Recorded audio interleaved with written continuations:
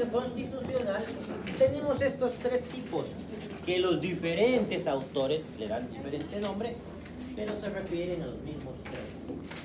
¿Cuáles son esos tres tipos? Ectomorfo, mesomorfo, endomorfo. También le llaman atlético al ectomorfo, o mediolíneo también. Mediolíneo, atlético o ectomorfo son lo mismo. Longilíneo, asténico, mediolíneo, atlético, mesomorfo son lo mismo. Ectomorfo, longilíneo, asténico son lo mismo. Brevelíneo, pícnico, endomorfo son lo mismo. Básicamente, ¿qué le está diciendo? Si el paciente es muy alto, delgado, si el paciente es atlético, si el paciente es bajito, gordito. ¿Y por qué nos importa eso en la historia clínica? Hay patologías más comunes en algunos de estos hábitos constitucionales. Por ejemplo, los pacientes endomorfos, ¿qué probabilidades tienen de enfermarse? Obesidad. Bueno, la obesidad ya pensé. ¿Qué más? Diabetes, hipertensión, aumenta su riesgo cardiovascular, etc. Facies. Las facies básicamente son los gestos de la cara, cómo se ve el rostro. Y no solamente la gestualidad, sino el color y la simetría del rostro. Cuando no hay, y aquí tenemos dos probabilidades. Si el paciente tiene una facies como la de ustedes, se encuentra dentro de los términos normales, ¿hemos dicho que normal se pone en la historia clínica? No. Entonces le cambiamos de palabra. Facies compuestas en este caso. Y la otra posibilidad es una facies descompuesta. Descompuesta no se anota. ¿Por qué? Compuesta es que está normal, descompuesto, ¿con qué facies estamos encontrando? Ahí se nos abre un abanico de probabilidades. Por ejemplo, las facies del jugador de póker, que es en el Parkinson que se ve. Facies del jugador de póker que tiene muy poca disparidad, casi no hace gestos ese paciente. La facies hipertiroidea. ¿Qué es el hipertiroideo?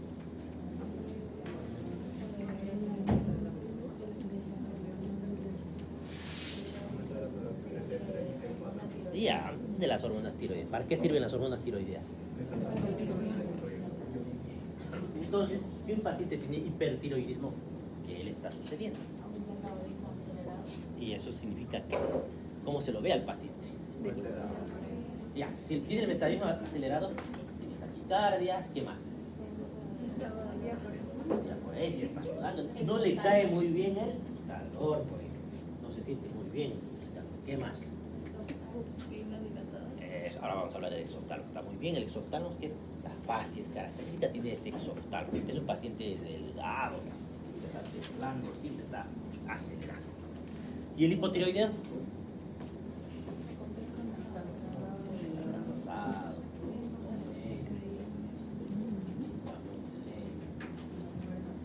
acumula peso, no es obeso, pero sí acumula más peso corporal.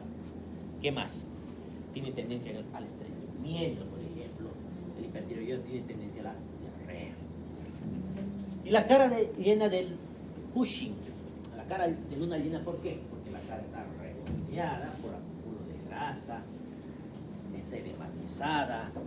¿Por qué? Por un exceso de hormonas del cortisol, de corticoides. Los pacientes que usan corticoides en exceso, por ejemplo, hacen pacientes Cushingoideos.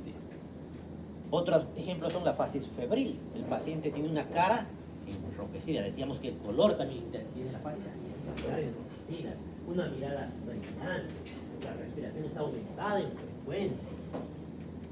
La facies tirotóxica, un exoftálmos, este es el hipertiroideo. Este es el componente de Graves, que ahorita vamos a describir.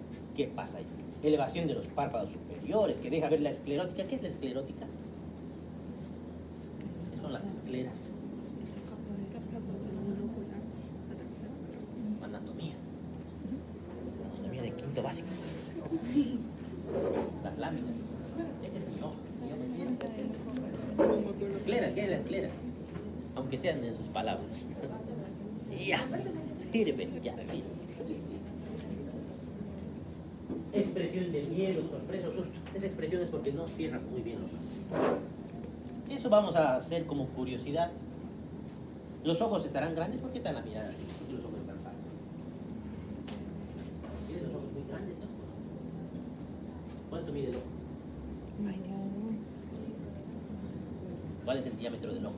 De atrás hacia adelante, ¿cuánto es la distancia? Sí o sí tienen que saber esa distancia porque intervienen varias patologías. Porque si lo tengo un poquito más grande, tengo miopía. Si tengo un poquito más chiquito, tengo hipermetropía. Si no está totalmente circular, tengo astigmatismo. 23 milímetros, desde atrás hasta adelante. Si tengo más grande, miopía. ¿Qué es miopía?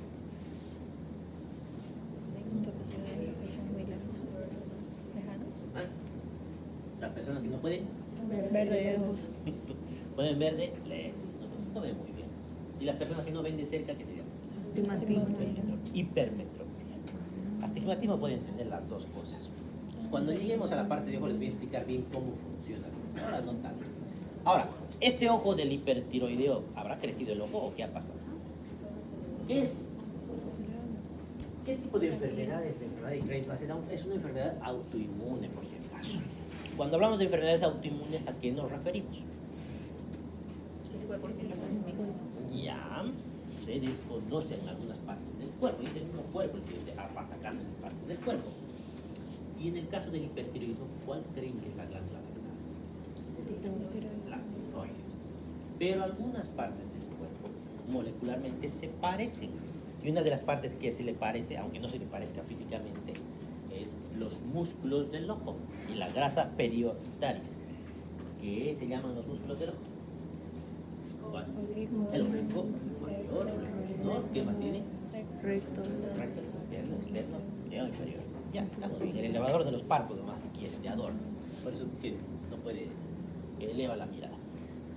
Se inflaman, como se afectan estos músculos y esa grasa periorbitaria, se inflaman. Y al inflamarse, ¿qué hacen? No es que el ojo sea más grande, sino que obstruyen abajo. Por eso se ve así sobresalido, ¿no?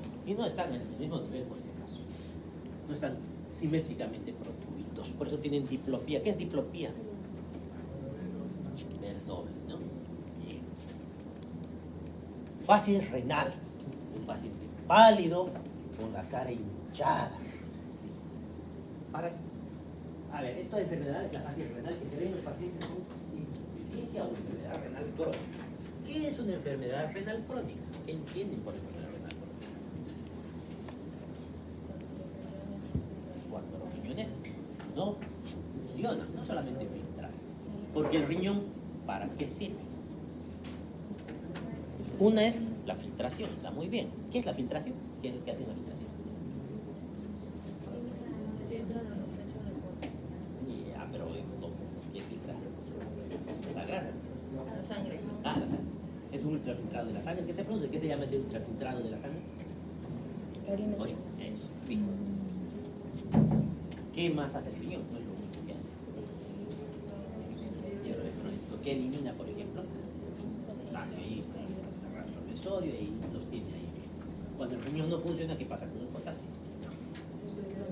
¿Qué más hace el riñón? Equilibrio ácido-base. Ya, no puedo explicarles por qué, pero ya está bien. ¿Qué más hace? ¿Ah? Sistema renina-angiotensina. ¿Cuál una más que todas? Hay varias. ¿Ah? La renina. La más importante. El sistema renina-angiotensina externo. Sí, hace eso. Entonces tiene que ver con la presión arterial. Los pacientes con enfermedad renal crónica son hipertensos. Algo más así. ¿Qué hormona? La renina. ¿Ah? La eritropoyetina. ¿Qué es la eritropoyetina?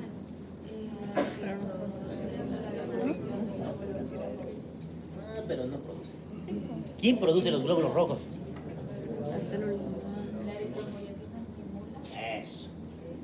La eritropoyetina estimula para que la médula ósea produzca. La célula madre hematopoyética. Y si mi riñón no funciona, No. ¿cómo esperan que esté ese paciente? Vale. Anémico. Y si está anémico, ¿cómo va a estar surgiendo? Pálida. Edematoso, dice. ¿Qué es el edema? ¿Saben? Creo que algo les he hablado. Ahora les voy a explicar bien. Acumulación ¿Qué de es el líquido en el espacio intersticial. Acumulación de líquido en el Y ya, intersticio. está muy bien.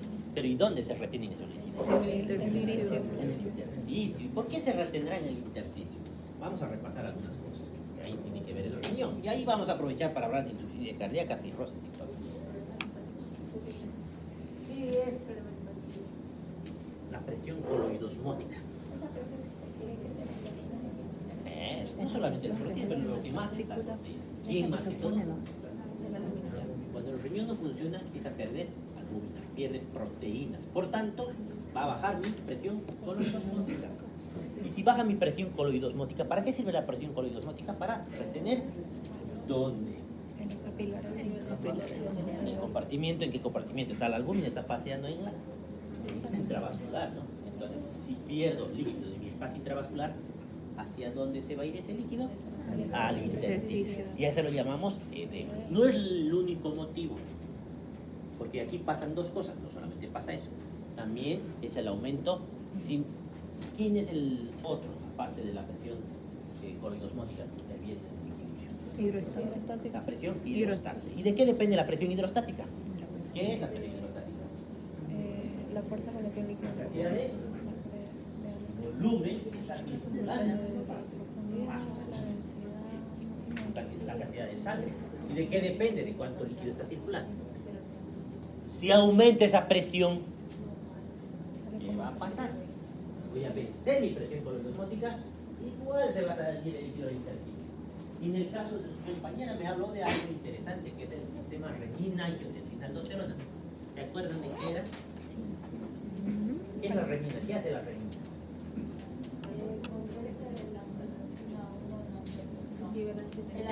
¿Por qué se activa la renina? ¿Qué hace que se libere renina? En realidad, por renina. Cuando la presión arterial baja.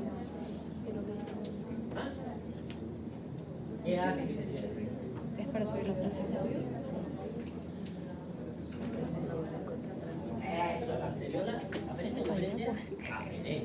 Y si no entra sangre a la arteriola aferente, está bajando la presión ahí. Entonces la orden se libera prorenina, renina.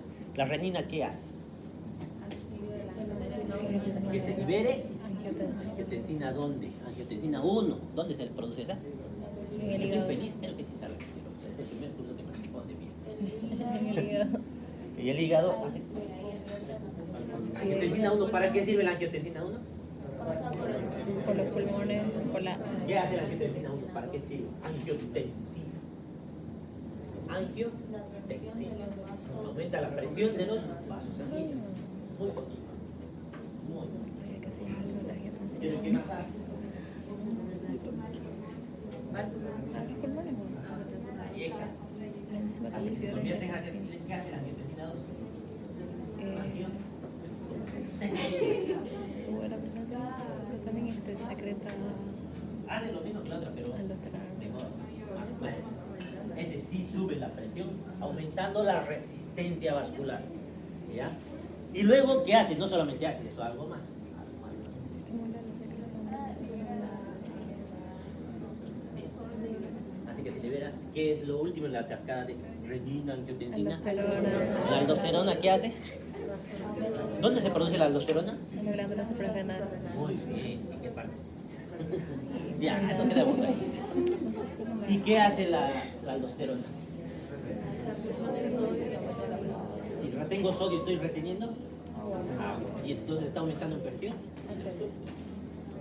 Edema. Con seguridad hay edema, porque tengo las dos cosas. Pierdo proteínas y retengo líquido. Edema. Luego tiene otra fase, la fase es leonina. Bueno, para retroceder eso, ven un paciente edematizado de la cara y pálido, lo primero que tienen que pensar es que tiene algo en el riñón, enfermedad renal crónica. Fase leonina es la fase característica de la lepra: engrosamiento de la piel, de la nariz, los labios, caída de las cejas, la cola de las cejas, no sé todo.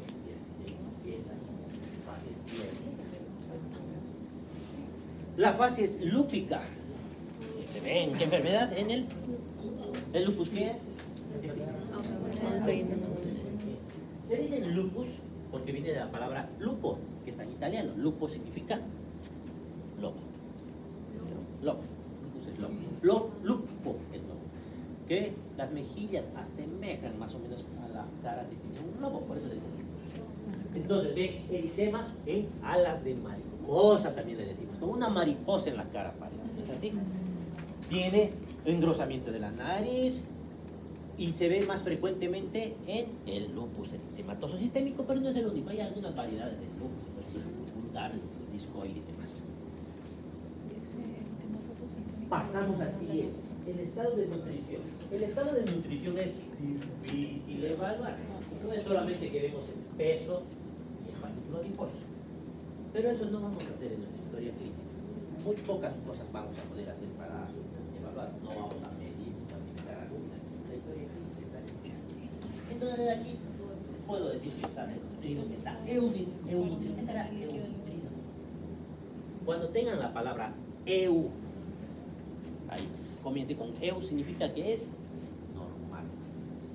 Eutóxico, ¿se acuerdan del parte eutóxico? Parte normal, aquí no. Eunutrido, ¿qué tal? Aquí si está muy gordito le vamos a decir paciente con obesidad. ¿Y este caso qué es? Paciente desnutrido. Y aquí tenemos el extremo de la desnutrición, se llama salud. Caquexia. ¿Han escuchado el término caquexia?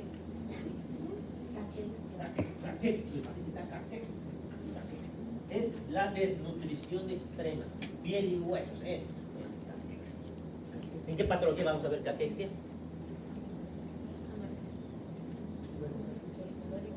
¿Qué enfermedades podemos ver esto?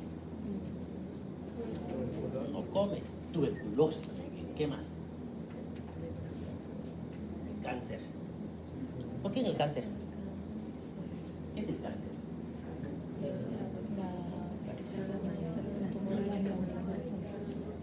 Ya.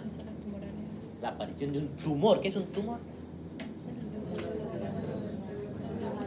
Las células dejan de multiplicarse como eran originalmente y se multiplican en otra estirpe celular, ¿no es así? A eso se llama la displasia.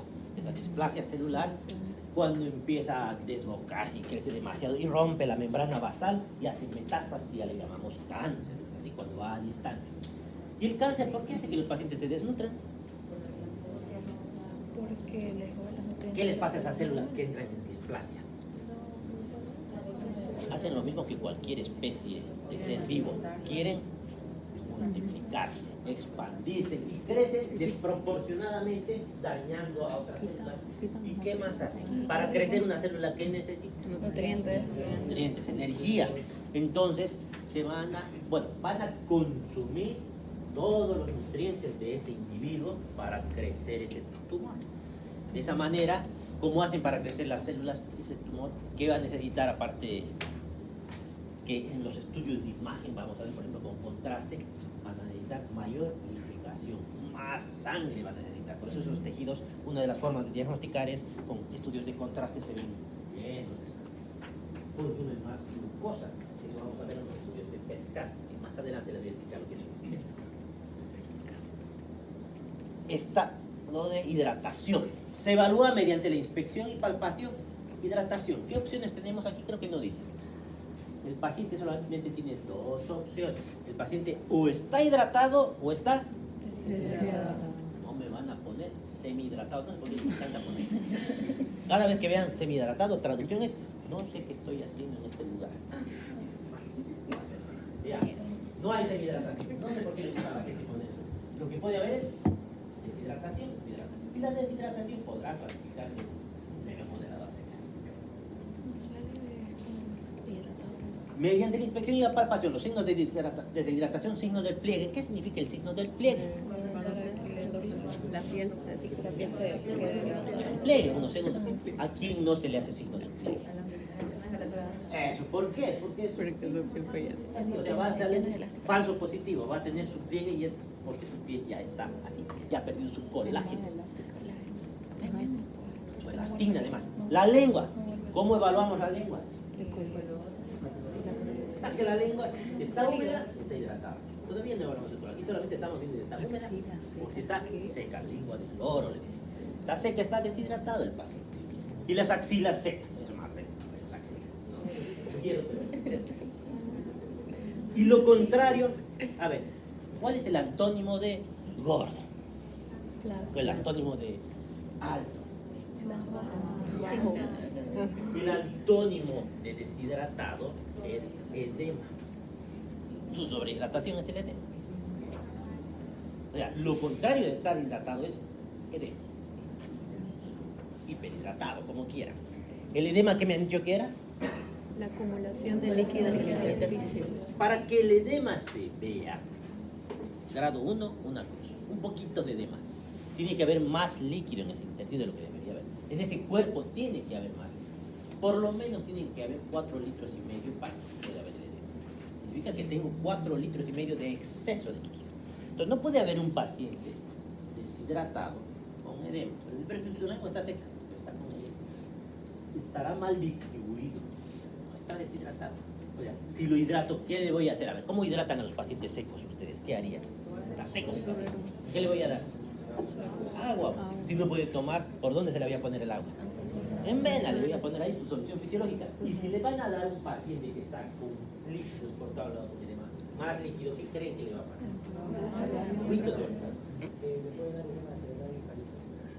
No tanto así, pero podría ser, pero sería el exceso. El edema más vemos en otro tipo de situaciones. Por ejemplo, más probable que el edema agudo de pulmón que el edema cerebral. El edema cerebral vamos a ver en los ACVs, en las neuroinfecciones, en los traumatismos cráneoencefálicos. Luego vamos a ver eso. ¿Por qué fallecen? También tiene un motivo por qué fallecen. ¿Qué más? ¿Cómo evaluamos el edema? A través del signo de la fobia o del Godet, que se pone de manifiesto, bueno, que dice que hay edema. Ahorita vamos a ver. ¿Cómo veo el edema? Apretan la piel con su dedo. Apretan. ¿Dónde van a apretar? No en cualquier parte, por ejemplo, aquí sí apretan. Puede haber, pero es poco probable. ¿Dónde es más probable que encuentre que esté hinchado? En las... Más que eso, pensando, miembros inferiores por gravedad es más probable que estén ahí. ¿Pero dónde? Donde hay una superficie dura. Donde hay superficie dura, donde hay hueso. Ahí, en el borde pretibial. Ahí apretan y van a encontrarse con esto. Apretan y va a quedar la huella de su dedo. Y eso se llama, esa huella que quedó, se llama impronta o signo de Godet, que es característico de o signo de la fobia. Los 3 nombres están bien descritos. Y aquí se va a clasificar hasta dónde llega el edema, que vamos a ver en otra. La próxima clase vamos a ver. Si es grado 1, 2, 3, 4. ¿Cuántas cruces? ¿Cuánto tiempo tarda en desaparecer eso? Porque eso no se va a quedar eternamente. Se va a ir rellenando de a poco de líquido. O muy rápido o muy lento. Y eso nos va a dar el grado. Hemos dicho también que puede haber quemosis y derrame en cavidades. ¿Qué cavidades? ¿Qué es quemosis? ¿Qué cavidades? Derrame en cavidades. Derrame pleural. Pericárdico. Derrame pericárdico. Ascitis puede haber. A eso son derrame en cavidades. No es la única causa de edema. Derrame en cavidades. ¿Por qué creen que se puede producir derrame en una? Por ejemplo, un derrame pleural. ¿Por qué puede haber líquido en mi pleura? No es en mi pleura en realidad, es en el espacio pleural. ¿Por qué? O sea, ¿saben lo que son los exudados y trasudados? ¿Algo han escuchado? No hay problema, porque seguramente ya van a llevar. Depende si es inflamatorio, si es infeccioso. Ya, como por si es un problema de proteína. Salud. Por ejemplo, ¿qué ejemplos tienen de derrame pleural? ¿Qué cosas pueden provocar? Si es una infección, ¿qué infección? La más común en nuestro medio es para derrame pleural, la tuberculosis. Todo paciente en Bolivia que tiene derrame pleural es tuberculosis, hasta que se demuestre lo contrario. Vamos a traducir eso porque a veces se malinterpreta. No significa que todos sean tuberculosos. Significa que si yo veo un paciente con derrame pleural, tengo que descartar, estoy obligado a descartar que no sea tuberculosis, porque es muy probable, no es seguro, pero es muy aquí en nuestro medio. En otros países, me voy a Francia, no es lo último que pensarán, pero en nuestro medio sí. Y en tercera edad, todo paciente de tercera edad con derrame pleural, eso sí en todo el mundo, es cáncer de pulmón hasta que se demuestre lo contrario. No es lo único, es otra cosa, pero cuidado, es muy común. Quemosis. Quemosis es un extremo. Es cuando tienen el edema ya en la conjuntiva. Y tengo una foto de esa es la quemosis, edema conjuntival. Que pregunten esta vez porque es tan llamativa la palabra que seguro que va a estar en algún examen de alguno de ustedes. Tenemos el otro término que es anasarca. Cuando el edema, ¿dónde va creciendo? A ver, por lógica y por gravedad. Primero va a aparecer en mis... Bien, y va subiendo. En los renales suele aparecer en todos los cuerpos, los párpados, pero cuando están echados, porque en la mañana se despierta más.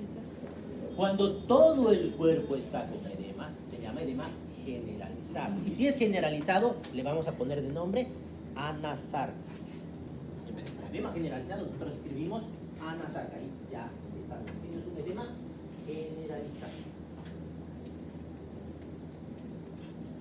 Esto es un derrame pleural. Entonces, vamos a pensar qué puede provocar derrame pleural. Hemos dicho tuberculosis. ¿Qué otras causas pueden haber? Insuficiencia cardíaca, cáncer renal, cirrosis hepática, tal cual y se le debe intervención. Pueden haber estos derrames, incavidades como el derrame pleural. Sistema tegumentario. Se observa toda la superficie de la piel del paciente. Aquí ya estamos entrando, por si acaso, en el examen físico segmentario. Eso creo que me he olvidado de poner título. Examen físico segmentario. Sistema tegumentario, se ve la piel para percibir cambios de color. Si está amarillo se llama icterícia. Si está azulito se llama cianosis. ¿Por qué se ponen azules los pacientes? ¿Qué ha pasado? Por la falta. Ay, no. Digo desoximoglobina. Por aumento de la desoximoglobina. ¿No es así? Desoximoglobina. Procesos de mala oxigenación. Sí. Pero el color no le da que no haya oxígeno. El color le da que haya más hemoglobina sin oxígeno. Hay patologías que tienen mayor desoximoglobina y que están saturando normal, por si acaso. Son patologías. Porque hay varios tipos de hemoglobina. La hemoglobina fetal, por ejemplo, algunas alteraciones en ancianos, chicos. También se ve un tumor. ¿Qué vamos a considerar? Si estamos viendo sistema tegumentario, piel, un tumor, toda masa en el examen físico se considera tumor. Es una masa, ¿no? Tumor. Y ahora, esa masa, ¿qué será? Veo cicatrices, otros elementos dermatológicos. Ahí se describen las cicatrices. Por ejemplo, las cicatrices de las cirugías suelen poner el nombre de la incisión. La cicatriz, ese es el nombre. Se observará asimismo el trofismo. ¿Qué es trofismo? Y vamos a ver de nuevo más adelante. El trofismo muscular. El grado de desarrollo de la palpación se emplea para determinar la temperatura de la piel y diferenciar si la piel es seca o si es húmeda. Se denominan faneras todas las manifestaciones pilosas como cabellos craneanos, cejas, pestañas, barba, bigote, vello axilar, vello pubiano, vello corporal. También se consideran faneras las uñas de las manos, los pies y los pezones. Esas son las faneras. Sus características se relacionan con el sexo, con la edad, como la canicie, pero no le decimos canas nosotros, le decimos cabello leucótrico cuando está blanquito, caliente. La calvicie en ancianos, el vello púbico, incluso la forma del vello púbico no es igual en mujeres que en varones. Por ejemplo, en mujeres tiene que ser triangular, en varones romboidal. Si no es así, hay que investigar algún trastorno hormonal. Podemos entrar en lo que es el hirsutismo. Sistema celular subcutáneo. Está constituido por el tejido adiposo que se encuentra en todo el espacio subdérmico. Su signo patológico más conspicuo es el edema. Es característico de la insuficiencia cardíaca, renal, hepática. En la insuficiencia renal ya hemos explicado por qué hay edema. En la insuficiencia hepática, ¿por qué habrá edema? Cirrosis. En la cirrosis, ¿por qué hay edema? En los renales ya sabemos por qué, porque se pierde algo. En los cirróticos, ¿por qué habrá? No se produce. Porque el hígado reproduce la Eso, si mi hígado está mal, que es el que produce la albúmina, pues voy a tener poca albúmina, por tanto voy a tener edema. Es característico en ellos la citis más que el edema de las del miembro. Ellos hacen mucha citis por la hipertensión portal. En los cardíacos, ¿por qué habrá edema? Aumento de la presión hidrostática. En ellos no tienen tanto problema de proteínas, pero tienen el problema de que ese corazón, al no bombear, acumula sangre atrás. ¿Atrás qué es? Atrás del corazón izquierdo está el pulmón. Atrás del pulmón está el corazón derecho. Atrás del corazón derecho está el sistema venoso. Y ahí ven cubitas circulares, hepatomegalia, edemas. Edemas es falla del corazón derecho, cositas, no del izquierdo. ¿Qué más van a ver? Otros hallazgos son nódulos, que son masas, los tubos gotosos, los lipomas y los quistes sebáceos, que eso van a ver. Sistema linfático. Aquí, ¿qué vamos a evaluar? Los ganglios. ¿Los ganglios se pueden palpar normalmente? No se palpan. Entonces, ¿para qué los buscamos?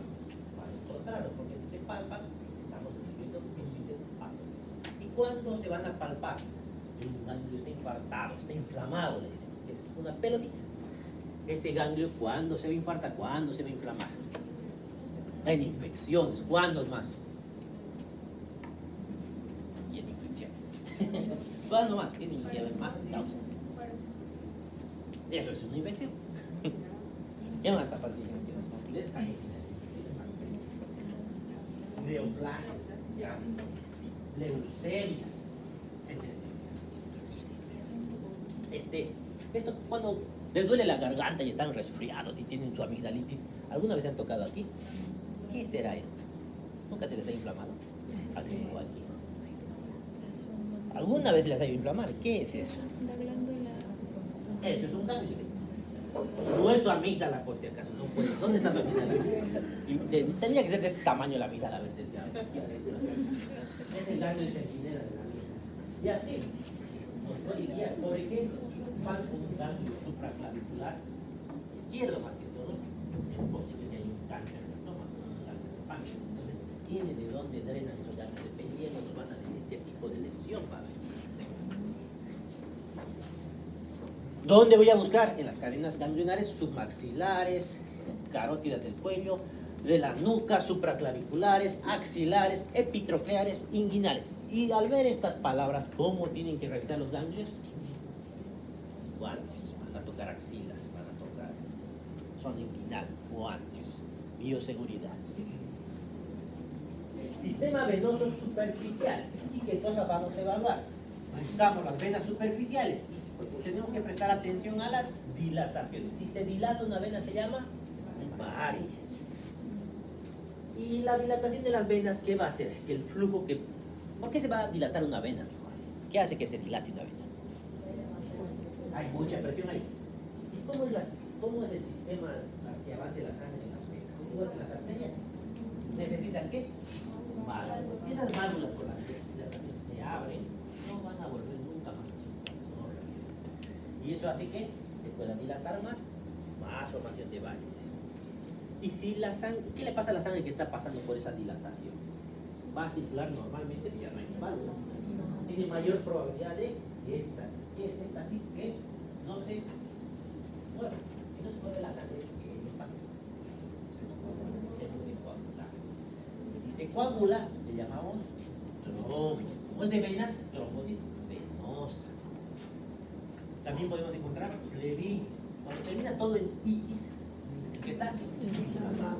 Flebo, que es pena, flebitis, inflamación de la vena. ¿Cuándo se va a inflamar la vena? Por ejemplo, los pacientes internados que les ponen sus vías por infecciones, porque haya trauma en esa vena, pueden inflamarse, hacen flebitis y duele un buen tiempo y se pone toda la vena como si fuera un cable, un alambre, por unas semanas. Así como la presencia de trayectos venosos alómenos, que es la circulación colateral, que es, por ejemplo, en el abdomen no deberían verse las venas. Y ahí se ven como dilataciones, como varices en el abdomen. Pero ¿y por qué ahí tendría que haber varices? No tendría sentido. Lo que pasa es que está apareciendo circulación colateral, circulación que no debería estar ahí, buscando saltarse algo que no les está dejando pasar a la sangre, que es en el caso de la cirrosis hepática. La cirrosis hepática, el hígado se vuelve como una piedra pequeñita y la sangre que tiene que pasar por la porta no puede, por algún lado tiene que volver esa sangre. Se salta al hígado y las venas que estaban... ¿En quiénes han visto venas? ¿Alguna vez han visto venas en abdomen? Han debido ver alguna vez en su vida venas en abdomen en un paciente normal. Recién nacidos. Porque cuando no han nacido los niños, la circulación no es igual. Tiene trayectos diferentes. Y la sangre entra por la arteria umbilical. Y cuando nacen, hay cambio de presión, por eso gritan, ¿no? Y hay cambio de presiones, y eso hace que se cierren algunos vasos sanguíneos. Y entre estos se cierran todas las venas que estaban en el abdomen porque ya no tienen utilidad. Por eso todavía se ven en los niños recién nacidos algo de venas ahí. Estas venas, los cirróticos, vuelven a aparecer o aparecen nuevas venas que están queriendo saltarse al hígado. Eso se llama circulación colateral, cabeza de medusa, van a ver más adelante. Una pregunta para entender si saben sobre las enfermedades. Tienen derecho a no saber todavía. ¿Se acuerdan que hablábamos de, no sé si les dije ya a ustedes, hablamos de infarto de miocardio con ustedes, ¿no es así? Y entendieron por qué era el infarto.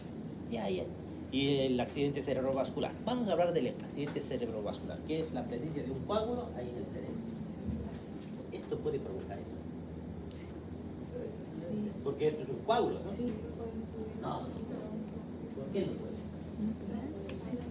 O sea, existe una probabilidad, pero es una situación especial muy rara que se tiene. Pero antes, primero nos hagamos la idea de que no puede.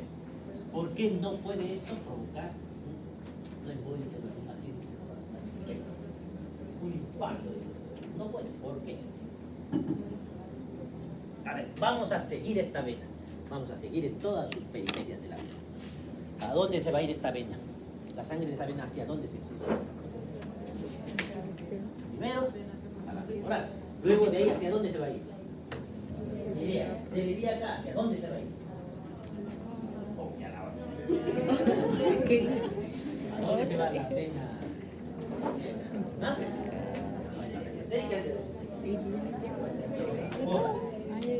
¿Dónde son?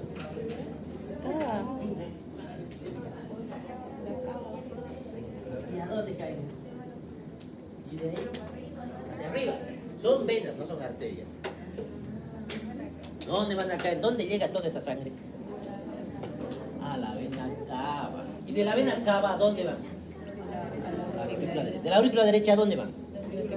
¿Del ventrículo derecho a dónde van? ¿A dónde? Completo. A la arteria, que es la única arteria que lleva sangre. ¿Y de la arteria pulmonar a dónde va? A los capilares. Se va dividiendo a los capilares pulmonares, hay oxígeno en los alvéolos y vuelve a través de a la vena pulmonar. ¿Ustedes creen que un coágulo va a pasar un capilar? ¿Un capilar de qué? ¿De los órganos? No va a pasar.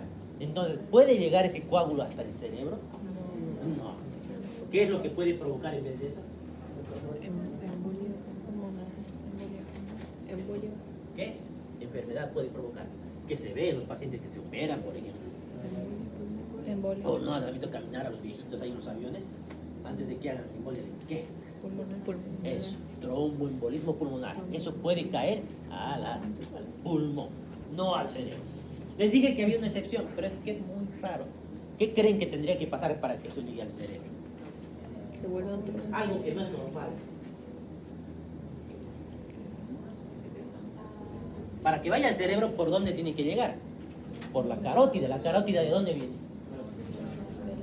Claro, ¿eso de dónde viene? De la aorta. La aorta viene del corazón izquierdo. ¿Cómo esto va a saltarse? Porque se comunican en el corazón derecho y el izquierdo. Nunca. Está el pulmón al medio. En las aurículas creo que había un espacio que si no se cierra durante el desarrollo puede pasar. Pero a veces no se cierra. Eso. Si hay una comunicación interauricular, que ni siquiera es que esté abierto todo el tiempo. En realidad está cerrado. Pero está débil, aparece como una boquita. Y cuando aumenta la presión en todo el tórax, puede abrirse. ¿Cuándo puedo aumentar la presión en el tórax? Con la maniobra de Valsalva. Hago presión, aumento la presión, esa Valsalva puede comunicar. Entonces, cuando van al baño, esos pacientes hacen Valsalva, porque van al baño hacen Valsalva, pues puede pasar. Se llama accidente cerebrovascular paradójico, porque es paradójico, no debía haber sucedido eso. Es una rareza que nunca la van a ver, así que olvídense que...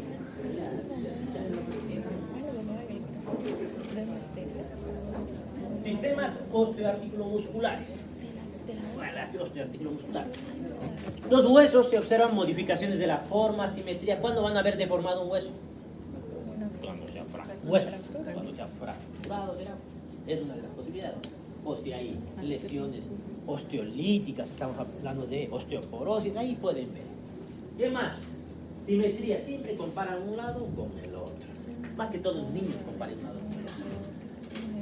En las articulaciones, ya estamos hablando de articulaciones. Articulaciones debe hablar de su movilidad activa y pasiva. ¿Y aquí qué será activo y pasivo? Movilidad activa y pasiva. Activo es lo que le piden al paciente. Levante su brazo y levanta su brazo. Pasivo es yo le levanto el brazo. Él no está haciendo ningún esfuerzo. Yo le voy a levantar. Entonces, todo lo que nosotros movemos es pasivo y lo que el paciente mueve es activo. ¿Y por qué se mueven los dos? Si mueve, se supone que se va a mover solo. No, porque hay situaciones, por ejemplo, en casos de artrosis donde puede no mover, o en enfermedades neurológicas donde no tenga la fuerza para mover, pero la articulación está funcionando perfectamente. O sea, tengo que ver presencia de dolor, de deformaciones, porque son lesiones articulares. Los músculos pueden ser tomados en conjunto y se estudian el tono, la fuerza y el trofismo, y no son lo mismo. ¿Qué es el tono muscular? Eso, el estado de semicontracción que nos permite mantener una postura. ¿Qué es la fuerza? El movimiento que va a provocar ese músculo. ¿Ya? ¿Y qué es el trofismo?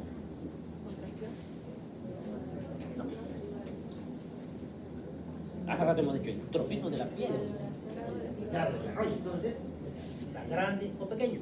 El músculo puede estar hipertrófico, puede estar atrófico. Pero también puede estar atónico, que no esté sin ninguna contracción. Puede tener fuerza, no fuerza. Las fuerzas, no se olviden que no dependen del hipertrofia, depende del número de fibras musculares. Obviamente va a mejorar con la hipertrofia, pero lo que más eficiente es el número de fibras musculares. Cabeza. Se observan los diámetros longitudinales y transversales. Aquí tenemos la cabeza normal, longitudinal, transversal. Longitudinal y transversal. ¿Qué opciones tenemos? La dolicocefalia, con un alargamiento del diámetro longitudinal. Braquicefalia, aumento del diámetro transversal. Plagicefalia, que es asimétrico. Se estudian en cabeza los pabellones auriculares, también implantados, simétricos, los ojos, sus anexos, las fosas nasales, los labios, la cavidad bucal, los dientes. Los dientes, por ejemplo, cuando tengo un paciente con endocarditis, ¿por qué le veo los dientes? Es una de las principales causas de endocarditis. ¿Qué es una endocarditis? Inflamación del endocardio. Eso. ¿Y eso qué va a provocar? El endocardio, ¿qué le puede pasar? Se pueden destruir ¿qué cosas? Las válvulas. Si destruyen las válvulas va a provocar una insuficiencia cardíaca. Y si se fibrosa puede provocar una estenosis de la válvula cardíaca, estenosis mitral, insuficiencia mitral, estenosis tricuspide, etcétera, etcétera. ¿Y cómo voy a diagnosticar una insuficiencia mitral o una estenosis tricuspidia? Escucho. ¿Qué voy a escuchar? ¿Qué es el soplo? El flujo turbulento. ¿Pero qué? Yo debe ser soplo. ¿Por qué se produce eso? El soplo es el cambio del flujo de laminar A turbulento. Y si el soplo se palpa, se llama frémito. Eso vamos a ver más adelante. No se preocupen todavía. ¿Ya? ¿Qué más vamos a ver? Entonces, por eso tenemos que ver todas las piezas dentarias si están bien.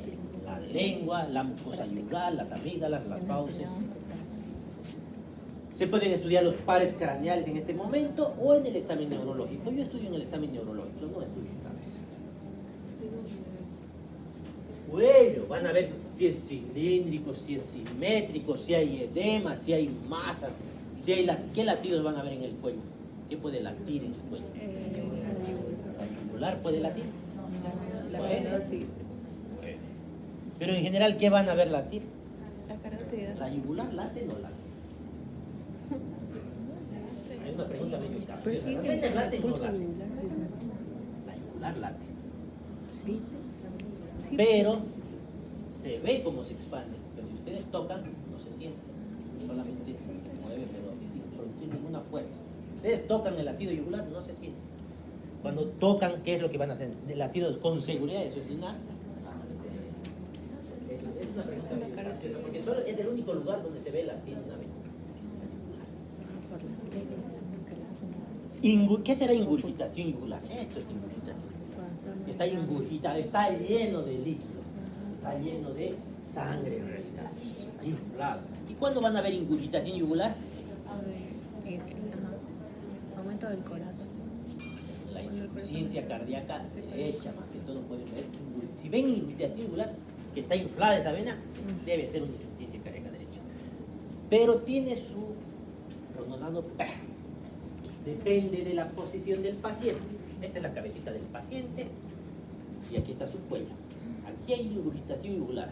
Aquí, y si está al revés, si está de cabeza, estoy colgado de mis pies haciendo ejercicios, es normal que se vea ingurgitado. ¿Por qué?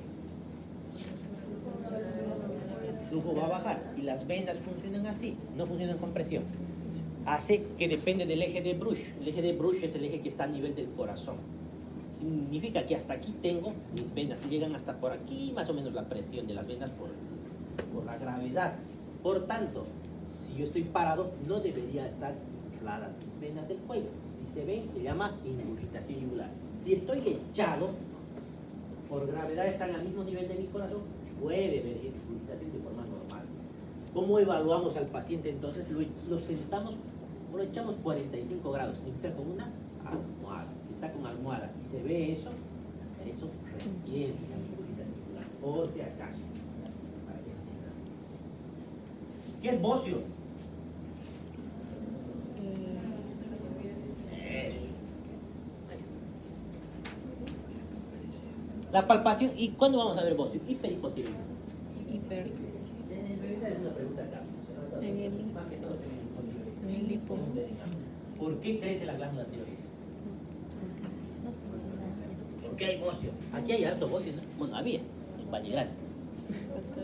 Por eso ha habido una ley que ha dicho que la sal de Bolivia tiene que ser yodada, porque había déficit de yodo. En general no debería, pero en nuestro medio sí había.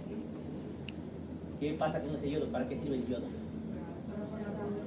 ¿De qué están hechas las hormonas tiroideas? De yodo. Si no hay yodo, pues va a haber hipotiroidismo. Entonces, ¿por qué hay bocio? Hay poco yodo, ¿qué va a hacer la glándula? Si hay poco yodo, ¿qué hace esa glándula tiroidea? Va a hacer mucho más trabajo, se va a hipertrofiar para compensar esa falta de yodo y va a crecer. Pero no es el único causa. Si está inflamado por una tiroiditis, por ejemplo, puede hacer hipertiroidismo y tener también bocio. Eso por si acaso escuchan. En las dos situaciones puede llegar a ver. Pero en general se ve por hipertrofia porque necesito trabajar. Y el bocio y el hipotiroidismo en los recién nacidos, ¿qué sería? Van a leer en sus libros también, que es parte de la semiología. Cuando el niño es recién nacido y tiene hipotiroidismo, ¿qué le puede pasar? No va a desarrollar el cerebro. Cretinismo. Nunca escuchó. Es un cretino, le están diciendo básicamente que ha tenido bocio en la niñez, que ha tenido hipotiroidismo. Ese es el cretinismo. Por eso es obligación paciente, cretinismo. Se le mide las hormonas tiroideas a los recién nacidos para saber que no tengan hipotiroidismo, porque si no saben que tienen hipotiroidismo van a ser cretinos. Cretinismo. Se puede palpar el cuello para comprobar eso. Crépitos. Esa palabra es nueva. No sé si saben qué es un crépito. El pulmón es el que escuchan los crépitos. Son como cuando revientan las burbujas. Entonces, yo palpo el cuello y siento como burbujitas reventándose. Eso se llama crépitos subcutáneos. ¿Por qué tendría que haber burbujas en mi cuello? ¿De dónde vienen las burbujas? ¿De qué están hechas las burbujas? Aire. Entonces, ¿cómo puede haber aire en mi cuello? Porque se reventó un pulmón, por ejemplo. O un neumotórax. Si yo siento ahí burbujitas, tengo que hacer una radiografía inmediatamente y ver que no haya reventado un pulmón. O escuchar. Yo debería enseñar a escuchar eso más adelante. Y aquí está, frémito, dice, ¿no? Frémito, que es el soplo que se palpa. Si se palpa el soplo se llama frémito. Para el examen, si les pregunto, frémito es el soplo palpable. No es más. Para evaluar la movilidad cervical se realizan maniobras de motilidad, otra vez, activa y pasiva. ¿Qué significa? Si hace lateralización, si hace circunducción y eso. Yo le muevo y le pido que mueva. Eso es activo y pasivo. Auscultación, soplo carotídeo. ¿Qué será un soplo carotídeo? La carótida. ¿Y por qué? Porque hay un cambio de flujo de laminar a turbulento. ¿Y por qué puede haber un cambio de flujo en la carótida? Por la pared. Algo está obstruyendo o algo, es más probable en el caso de la carótida. Aneurisma. ¿Qué tenemos ahí? Tenemos una estructura que es fácil de que se haga aneurisma, que se llama el lóbulo carotídeo. Este lo donde se divide la carotidia. ¿Y qué más hay? ¿Qué hay en un globus carotídeo normalmente? Tenemos cosas muy importantes en esa división. Tenemos los receptores de qué? ¿Ah? Los varorecepción, los varoreceptores. ¿Qué más tenemos? Más receptores. Sí, esos pacientes, ahí es común, el globus carotídeo, ahí se hincha. Si escuchan soplo es por eso. Globus. G-L-O-M-U-S. Globus. Sí, suena raro. Glándula tiroides. Si escuchan soplo en tiroides, es una tormenta tiroidea, es una enfermedad de Graves-Dasdown en su extremo. Está haciendo tormenta tiroidea. Está liberando demasiado hormona tiroidea. Ese paciente puede fallecer cualquier momento. Hay que meter a terapia intensiva y revertir ese hipertiroidismo. Hay forma de revertir, pero no suelen salir muy bien esos pacientes. Tormenta tiroidea. Tórax. Tórax. Examinan los aparatos respiratorio y circulatorio, que es el corazón y los pulmones. En general se observa la conformación torácica para poner en evidencia aspectos constitucionales como malformación. El tórax puede cambiar como que mi esternón en vez de estar así, puede estar expandido, como los pollos, como la quilla de los pollos, se llama, por eso, tórax carinato, por la carena. Y si está muy hundido, el tórax en zapatero, le dicen. También el tórax está expandido todo el tiempo. Se ven los pacientes con enfisema pulmonar. Los pacientes que hacen enfisema pulmonar están todo el tiempo inspirados. ¿Quiénes van a estar hiperinspirados? Los pacientes con crisis asmáticas. ¿Qué es el asma? Disminución del número bronquial. Ya. ¿Y qué produce esa inflamación del bronquio? Disminuye el alveolo. Entra. Va a entrar, no hace el aire. Bueno, entra más o menos. Entra menos. Es el estado de broncoespasmo, ¿no? Hacen broncoespasmo. Se inflama ese bronquio y hace broncoespasmo. ¿Por qué?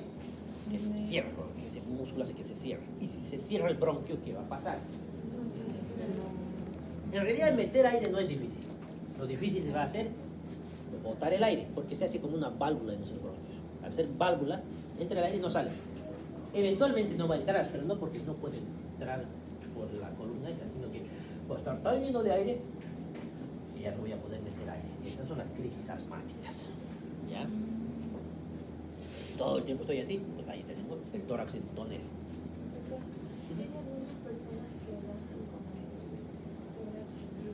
Sí. Hay que ver que no haya cardiopatías, que no haya alteraciones de cromosomas, es muy probable. Pero en general se lo producen, por ejemplo, los zapateros. Le dicen tórax de zapatero porque le ponen su zapato y ahí van trabajando.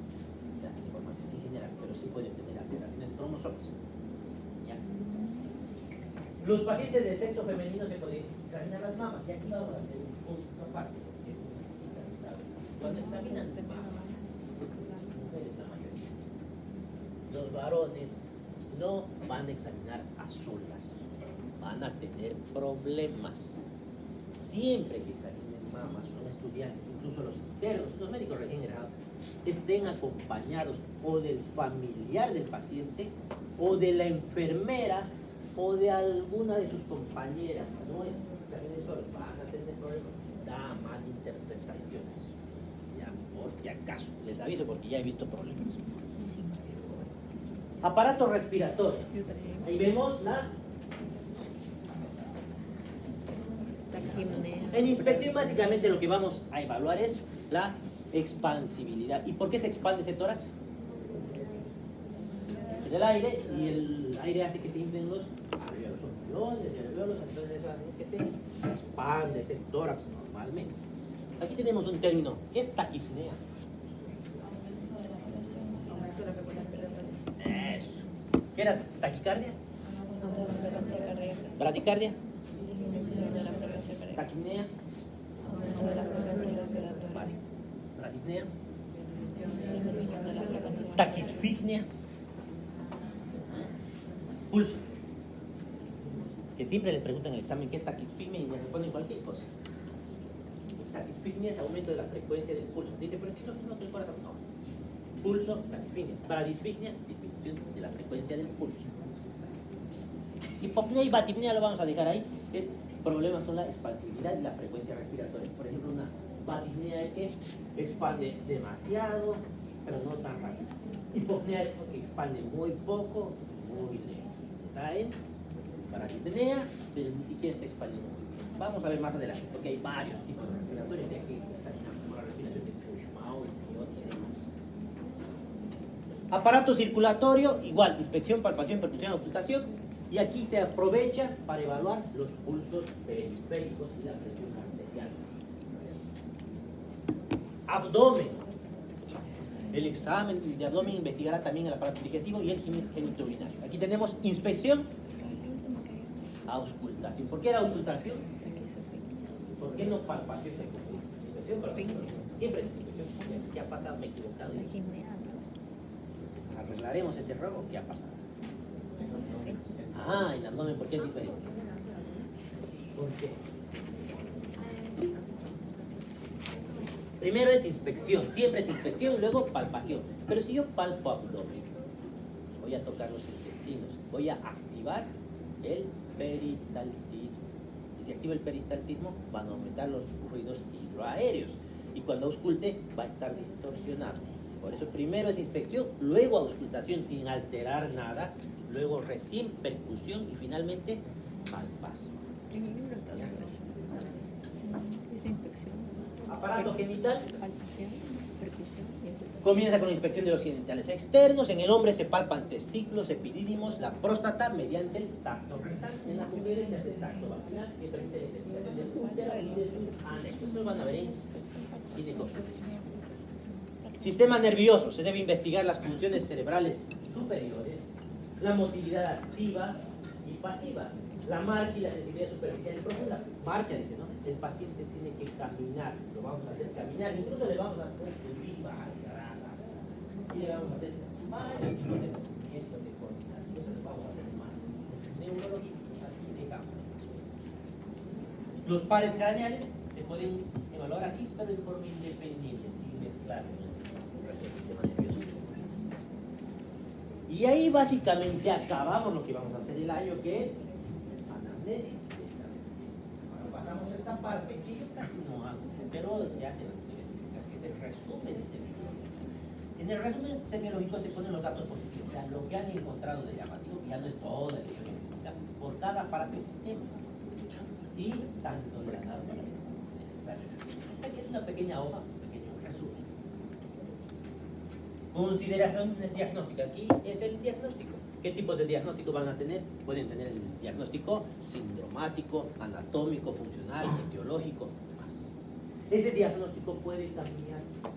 Si ustedes le hacen un estudio complementario y se encuentran con que su diagnóstico estaba mal, se puede cambiar, pero ¿dónde cambia? No cambia el diagnóstico. Ya está hecho, no se modifica. En la evolución, en la siguiente evolución, cambian y justifican por qué han cambiado de diagnóstico. ¿Qué diagnóstico? Neumonía. Le he hecho una radiografía y he encontrado una atelectasia, porque entonces ya no es neumonía, para atelectasia. Describo la radiografía y justifico por qué he hecho esta radiografía. No se cambian los diagnósticos ya escritos. Evoluciones diarias. Y aquí, una vez que el paciente ya está internado, van a pasar cosas. Va a pasar un tiempo, ese paciente puede estar igual, mejor o puede estar peor. Y ahí se hacen las evoluciones donde yo digo qué ha cambiado desde que le he hecho la historia clínica hasta mi evolución.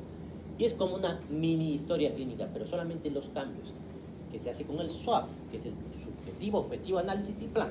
Subjetivo es básicamente la anamnesis, objetivo es el examen físico, análisis es qué le ha pasado, cómo ha evolucionado.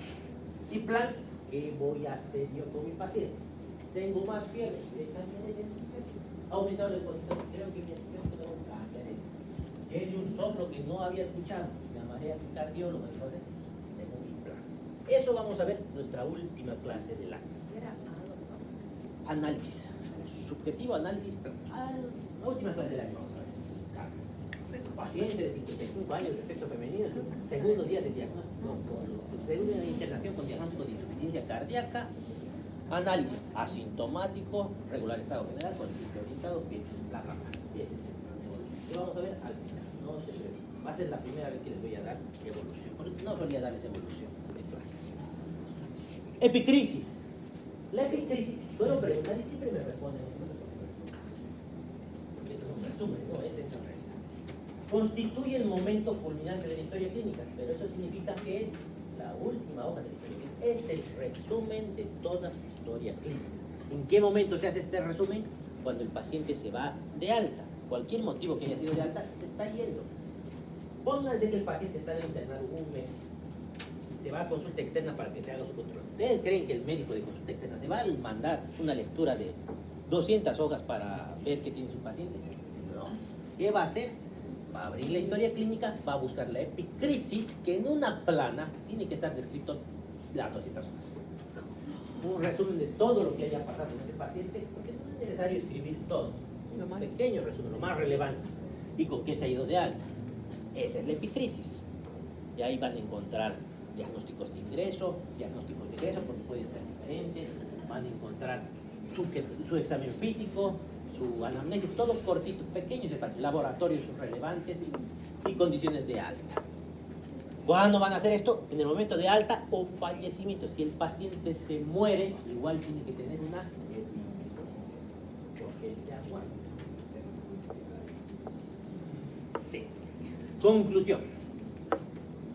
En realidad no se justifica porque se muere. Se muere nomás la autopsia de claro, porque se murió. En realidad se lo estaba viendo mal. Conclusión. La historia clínica es el registro escrito de los acontecimientos psicofísicos y sociales pasados y presentes referidos a una persona que surgen de la anamnesis, del examen físico y de la elaboración intelectual del médico y que permiten el diagnóstico de salud o de enfermedad. Voilà, acá vamos atrás. ¿Dudas, preguntas?